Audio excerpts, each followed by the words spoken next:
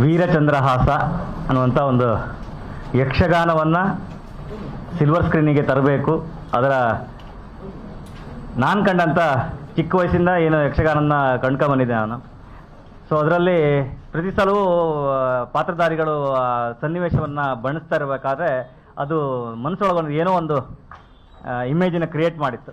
ಅದನ್ನು ಯಥಾವತ್ತಾಗಿ ನಾನು ಕಂಡಂಥ ಕಲ್ಪನೆಯನ್ನು ಜನರಿಗೆ ತೋರಿಸ್ಬೇಕು. ಯಕ್ಷಗಾನದ ಇನ್ನೊಂದು ಏನು ಅದರ ಕಲ್ಪನೆ ಹುಟ್ಟಬೇಕು ಅನ್ನುವಂಥ ಉದ್ದೇಶಕ್ಕೋಸ್ಕರ ವೀರಚಂದ್ರಹಾಸ ಎನ್ನುವಂಥ ಯಕ್ಷ ಚಿತ್ರವನ್ನು ನಿಮ್ಮ ಮುಂದೆ ತಂದಿದ್ದೀವಿ. ಇವತ್ತು ಇಲ್ಲಿ ನಾವು ಸೇರಿದಂಥ ಎಲ್ಲ ಮಾಧ್ಯಮ ಮಿತ್ರರಿಗೂ ನನ್ನ ನಮಸ್ಕಾರಗಳು. ಜನರಿಗೂ ನಮಗೂ ಕಲಾವಿದರಿಗೂ ಏನು ಸಿನಿಮಾ ಮಾಡೋರಿಗೆ ಎಲ್ಲರಿಗೂ ಒಂದು ಬ್ರಿಡ್ಜು ಮುಖ್ಯ ಪಾತ್ರ ನಿಮ್ಮದು ಇರುತ್ತೆ. ಸೊ ನಿಮ್ಮ ಮೂಲಕ ಜನರನ್ನು ಅಪ್ರೋಚ್ ಆಗಬೇಕು ಅಂತ ನಾವು ದೊಡ್ಡ ಮಟ್ಟದ ಏನು ಪ್ರಚಾರಗಳನ್ನು ಮಾಡಲಿಲ್ಲ. ಸೊ ಇದು ಏನು ಸಣ್ಣ ರೀತಿಯಲ್ಲೇ ಜನರಿಂದ ಜನರಿಗೆ ಹೋಗಬೇಕು ಅನ್ನೋ ಉದ್ದೇಶದಿಂದ ನಾವು ಚಿಕ್ಕ ಚಿಕ್ಕ ಏನು ಸಣ್ಣ ಪುಟ್ಟ ಪ್ರಮೋಷನ್ ಕಾರ್ಯಕ್ರಮಗಳನ್ನು ಮಾಡಿಕೊಂಡು ಈಗ ಸಿನಿಮಾ ಒಂದು ವಾರ ಆದಮೇಲೆ ಎಲ್ಲ ಕಡೆಗೂ ಒಂದೊಂದೇ ಪ್ರೆಸ್ ಮೀಟ್ಗಳನ್ನ ಮಾಡ್ಕೊತಾ ಬರ್ತಾ ಇದ್ದೀವಿ. ಈ ಭಾಗದಲ್ಲಿ ನಿಮ್ಮ ಸಹಕಾರ ನಮಗೆ ತುಂಬ ಅಗತ್ಯ. ಇದು ಸಿನಿಮಾ ಅನ್ನೋದಕ್ಕಿಂತ ಮುಖ್ಯ ಒಂದು 12 ವರ್ಷದಿಂದ ನಾನು ಕಂಡಂಥ ಕನಸು ನಮ್ಮ ಕರಾವಳಿ ಒಂದು ಅದ್ಭುತವಾದಂಥ ಕಲೆ ಯಕ್ಷಗಾನ. ಚಿಕ್ಕ ವಯಸ್ಸಿನಿಂದ ಏನು ಯಕ್ಷಗಾನ ನೋಡ್ಕೊಂಡು ನಾನು ಕೇಳ್ಕೊಂಡು ಬೆಳೆದಿದ್ದೆ. ಒಳಗಡೆ ಒಂದು ನನಗೆ ಗೊತ್ತಿಲ್ಲದಂಗೆ ಒಂದು ಸಂಗೀತದ ಪ್ರಪಂಚನ ಯಕ್ಷಗಾನ ಒಳಗೆ ಹುಟ್ಟಾಕಿದೆ. ಇವತ್ತು ಏನಾದ್ರು ಒಂದು ₹2 ಹೆಸರು ₹2 ಏನು ಸಂಪಾದನೆ ಮಾಡಿದ್ರೆ ಅದರ ಸಂಪೂರ್ಣ ಕ್ರೆಡಿಟ್ ಯಕ್ಷಗಾನಕ್ಕೆ ಹೋಗುತ್ತೆ. ಅದಿಲ್ಲದಿದ್ದರೆ ಇವತ್ತು ಬಹುಶಃ ರವಿ ಬಸರು ಈ ಮಟ್ಟಕ್ಕೆ ಬರಲಿಕ್ಕೆ ಸಾಧ್ಯತೆ ಇಲ್ಲ. ಇಂಡೈರೆಕ್ಟ್ಲಿ ಎಲ್ಲೋ ಮಲಗಿದ್ದಾವಾಗಲೂ ಅಥವಾ ಕನಸಲ್ಲಿದ್ದಾವಾಗಲೂ ದೂರದಲ್ಲಿ ಕೇಳೋಂಥ ಭಾಗವತಿಕೆ ಆಗಿರ್ಬೋದು, ತಾಳಮದ್ದಲೆ ಆಗಿರ್ಬೋದು, ಇವೆಲ್ಲವೂ ನಮ್ಮೊಳಗೆ ನನಗೆ ಗೊತ್ತಿಲ್ಲದಂಗೆ ಒಂದು ಸಂಗೀತ ಪ್ರಪಂಚವನ್ನು ಕ್ರಿಯೇಟ್ ಮಾಡಿತ್ತು. ನನ್ನ ಋಣಭಾರ ಆ ಯಕ್ಷಗಾನಕ್ಕೆ ಒಂದು ಏನಾದರೂ ಒಂದು ಕೊಡುಗೆ ಮಾಡಬೇಕು ಅನ್ನೋಂಥ ಉದ್ದೇಶ ಇಟ್ಕೊಂಡು ಹೆಜ್ಜೆ ಇಟ್ಟೆ. ಅದು ಹೋಗ್ತಾ ಹೋಗ್ತಾ ದೊಡ್ಡ ರೂಪವನ್ನು ಅದೇ ತಗೊಳ್ತು. ಎಲ್ಲ ದಿಗ್ಗಜರುಗಳು ನನಗೆ ಜೊತೆ ಸೇರುವಂತಾಯಿತು. ಈಗ ನಿಮ್ಮ ಮುಂದೆ ಬಂದಿದ್ದೇವೆ.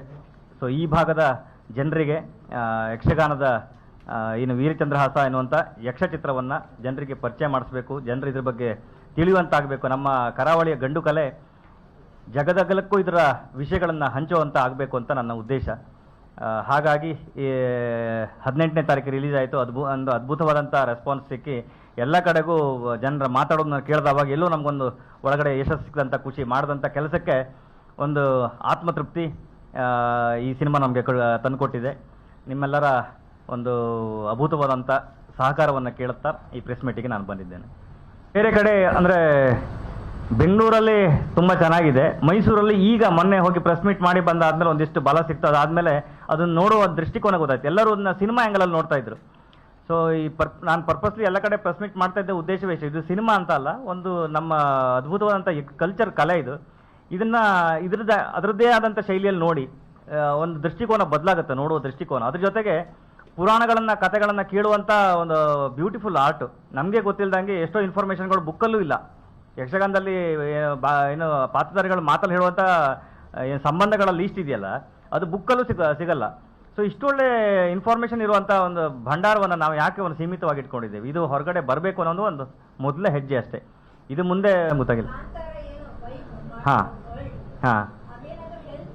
100%. ಯಾಕಂದರೆ ಒಂದು ಕಲ್ಚರ್ ರೂಟೆಡ್ ಟಾಪಿಕನ್ನು ಎಲಾಬ್ರೇಟ್ ಮಾಡಿ ಪ್ರಪಂಚಕ್ಕೆ ತೋರಿಸುವಂಥ ಒಂದು ದೊಡ್ಡ ಮಟ್ಟದ ಏನು ಯಶಸ್ಸು ಕಂಡಿದ್ದು ಕಾಂತಾರ.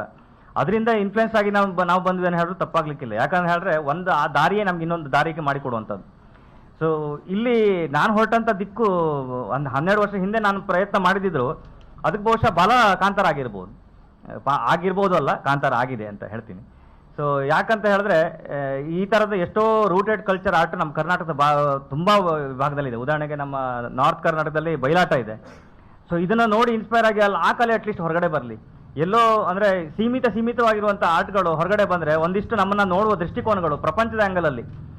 ಸೊ ಈ ವಿಭಾಗದಲ್ಲೂ ಫಾರಿನ್ ಕಂಟ್ರೀಸಿಂದ ಇಲ್ಲಿ ಬಂದು ಕಲಿಯೋ ಥರ ಆಗಲಿ. ಅಂದರೆ ಒಂದು ಮಾತುಗಾರಿಕೆ ಇರಲಿ, ಭಾಗವತಿಕೆ ಇರಲಿ, ಸಾಹಿತ್ಯ ಇರಲಿ, ಅಷ್ಟು ಪರಿಪೂರ್ಣವಾಗಿ ಛಂದಸ್ಸುಗಳನ್ನು ಬಳಸಿ ಸಾಹಿತ್ಯ ನನ್ನ ಜೀವನ ಇಲ್ಲಿ ತನಕ 140 ಸಿನಿಮಾ ಮಾಡಿದ್ದೀನಿ.